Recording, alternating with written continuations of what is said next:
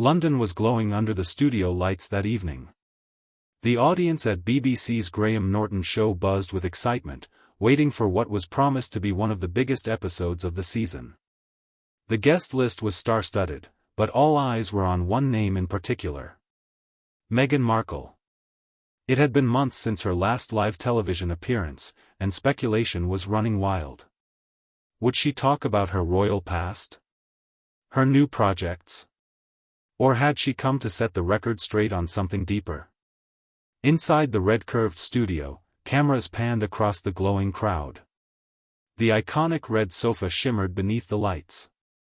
Graham Norton, sharp as ever, adjusted his cue cards and smiled to the camera. His charisma filled the room. He knew tonight would be a big one.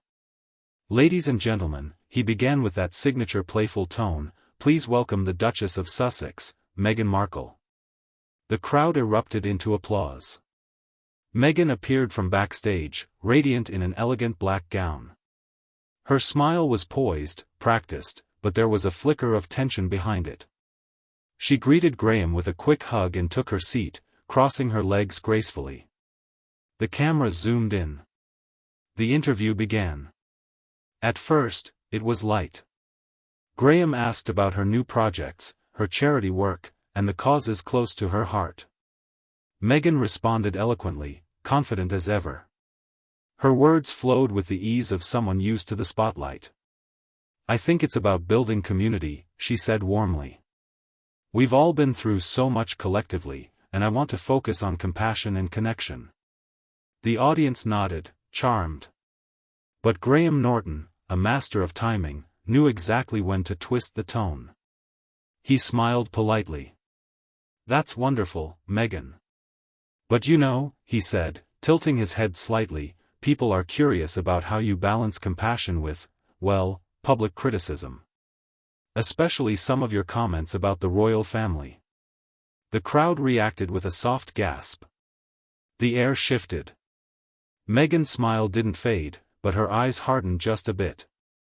"I think," she replied carefully, "that people often misunderstand honesty for criticism. I've only ever spoken about my experiences. My truth isn't an attack, it's just what I lived." Graham chuckled lightly, leaning forward. Of course. But when that truth affects real people, family, the monarchy, the public, surely you can see how it stirs controversy?" Meghan's posture stiffened. "It stirs conversation," she corrected. "And conversation is how we grow. If people are uncomfortable with honesty, maybe that says more about the system than it does about me." The tension thickened. The audience grew quieter, sensing the undercurrent.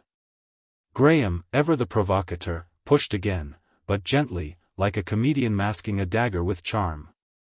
"Some say," he continued, "that stepping away from royal life was one thing, but publicly dissecting it, that's another. Do you think there's a line you've crossed?" Meghan's smile was gone now. "I think," she said slowly, "that no one who hasn't lived in that world can understand what it costs, emotionally, mentally, even spiritually. I didn't cross a line. I escaped one." The crowd reacted, half applause, half uneasy silence. Graham's brow furrowed. He hadn't expected that much edge. He cleared his throat, shifting gears. "Well, I think it's fair to say everyone admires your strength. But," he paused for effect, "when your strength comes with criticism of others, especially the king and queen, surely it opens you up to some accountability too?" That was the trigger. Meghan leaned back, crossing her arms, the tension in her jaw visible even under the lights. "I've been held accountable my entire life, mostly for things that weren't even true. Maybe it's time institutions are held accountable for once." The studio was still. You could almost hear the hum of the cameras. Graham smiled again, but it wasn't as warm now. "That's fair," he said. "But if you say everyone else has wronged you, doesn't that make it harder for people to see you as part of the solution?" Meghan's eyes locked on him. "I didn't come here to defend myself," she said flatly. "I came to talk about the work I'm doing now." The audience shuffled slightly, unsure whether to clap or stay quiet. Graham adjusted his cue cards again, realizing the mood had shifted beyond recovery. But instead of backing off, he took one more step forward, one step too far. "Well," he said with a hint of sarcasm, "I suppose the royal family might disagree with your definition of truth, wouldn't they?" That did it. Meghan's lips pressed together, and she turned slightly away from him. "I think we're done here," she said. The audience gasped audibly this time. Graham blinked. "I'm sorry." She stood up, removing the small microphone clipped to her gown. "I don't need to justify my life on television. Not again." "Meghan, come on," Graham said quickly, his tone half serious now. "It's just conversation." But she didn't respond. She gave a small, polite smile to the crowd, then walked toward the backstage curtain.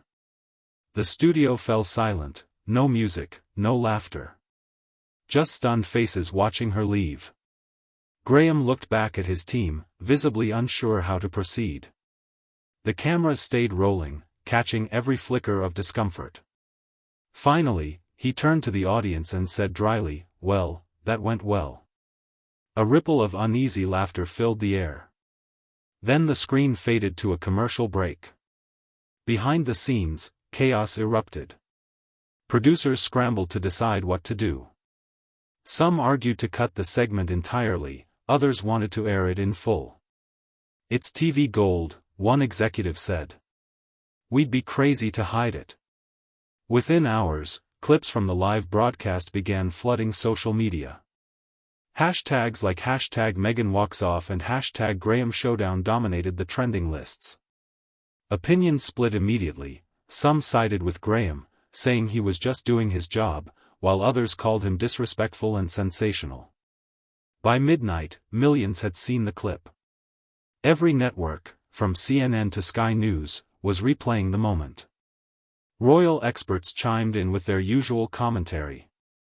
"Meghan has always struggled with being challenged," one said. "This was inevitable." Others defended her fiercely. "Graham Norton went too far," said one journalist. "She's endured enough." This was meant to be an interview, not an interrogation. Graham himself made no public comment that night. But the BBC newsroom was buzzing with one question: should they invite her back to clarify things, or let the storm play out? The next morning, the headlines were everywhere: "Meghan Markle walks off Graham Norton Show, live." Even American outlets picked it up. Commentators debated every word, every look, every breath. And yet, despite the uproar, something about Meghan's exit resonated with people. The clip of her saying, "I think we're done here," became symbolic, a quiet act of defiance in a world addicted to spectacle. Days later, Meghan released a statement through her team.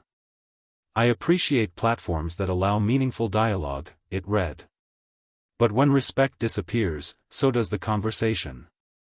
Meanwhile, Graham finally addressed it during the following week's episode. Sitting on the same red couch, he smiled wryly to the camera. "Well, in case you missed it," he said, "we had a rather short conversation with Meghan Markle last week. It turns out even I can make royalty storm off. I'll take that as a career first." The audience laughed. He kept it light, his signature move. But behind that humor was a hint of regret. Not because of what was said, but because of how it ended. For Meghan, the storm rolled on as usual. Paparazzi followed her every move in Los Angeles, speculating about her next step. Some said she was planning another tell-all. Others claimed she was done with interviews for good. But through it all, one thing was clear: Meghan had once again turned a public confrontation into a global conversation. Whether loved or criticized, she remained impossible to ignore. In private, close friends said she felt exhausted but unbroken. "She doesn't regret walking out," one insider said. "She's learned when a conversation stops being productive, you simply leave." The episode became one of the most watched Graham Norton moments in years. The rawness, the unpredictability, the silence at the end, it reminded people